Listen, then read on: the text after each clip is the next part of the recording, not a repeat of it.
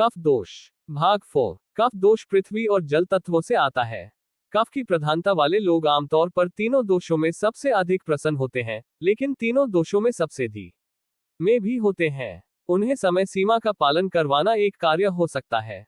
कफ लोग आमतौर पर शांत, ठंडे दिमाग वाले, संवेदनशील, आलसी, हंसमुख, स्नेही होते हैं और यथास्थिति पसंद करते हैं। उनके शरीर घने, काले बाल, सफेद उभरे हुए दांत हैं। उनकी त्वचा नम, मोटी और छूने में ठंडी होती है। इनकी याददाश्त अच्छी होती है और ये रचनात्मक होते हैं। वे अपने दृष्टिकोण में व्यवस्थित हैं और उनकी रोग प्रतिरोधक क्षमता अच्छी है।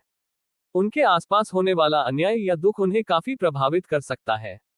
कफ दोष जोड़ों और मांसपेशियों में बंधन और चिकनाए एजेंट के रूप में कार्य करता है। ये शरीर और त्वचा में नमी बनाए रखता है।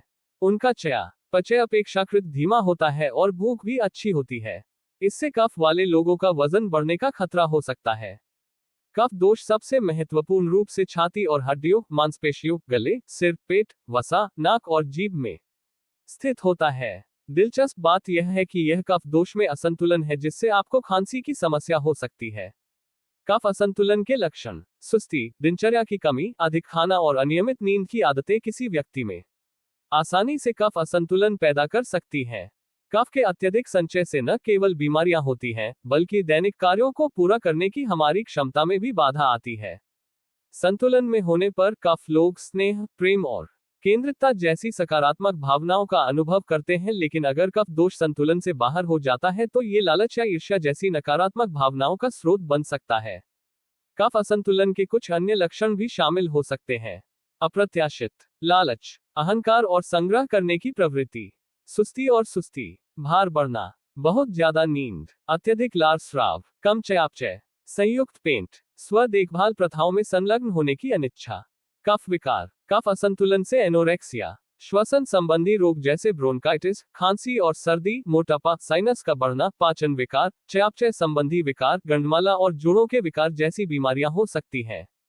कफ के लिए टिप्स: कफ से ग्रस्त होने के कारण लोग योग या किसी अन्य प्रकार की कसरत, सांस लेने की प्रक्रियाओं को फिर से सक्रिय करने और उन चीजों से बचने का जोखिम नहीं उठा सकते हैं जो उन्हें गतिविधि में व्यस्त रखती हैं। उन्हें ये भी देखने की जरूरत हो सकती है कि वे क्या और कितना खाते हैं।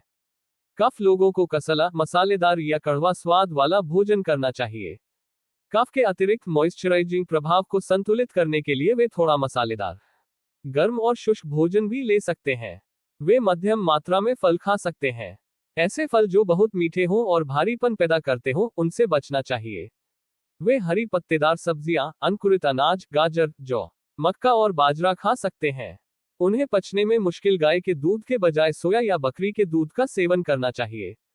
छाछ और कम वसा वाले आसानी से पचने वाले दूध को छोड़कर कफ प्रधान लोगों को अन्य डेयरी उत्पादों से बचना चाहिए। उनके पास जैतून का तेल, मेवे और सूरजमुखी या अलसी के बीज हो सकते हैं। उन्हें चॉकलेट, फिजी पेय, प्रशीतित खाद्य पदार्थ, दूध उत्पाद और सफेद चीनी सहित मिठाइयों से बचना चाहिए। उनकी सुस्ती और सुस्ती की प्रवृत्ति को देखते हुए उन्हें योग और श्वास व्यायाम के नियमित अभ्यास के साथ अपनी ऊर्जा या प्राण स्तर को प्रबंधित करने की आवश्यकता है, जो शरीर और दिमाग में अधिक ऊर्जा पंप करते हैं।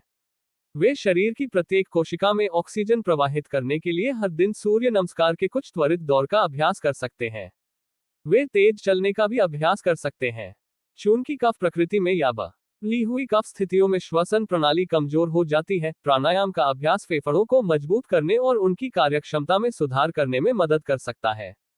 एक बार जब उनका ऊर्जा स्तर प्रबंधित हो जाता है, तो कफ लोगों के लिए गहरा ध्यान करना आसान हो जाता है, क्योंकि वे खुद को आसानी से स्थिर करने में सक्षम होते हैं।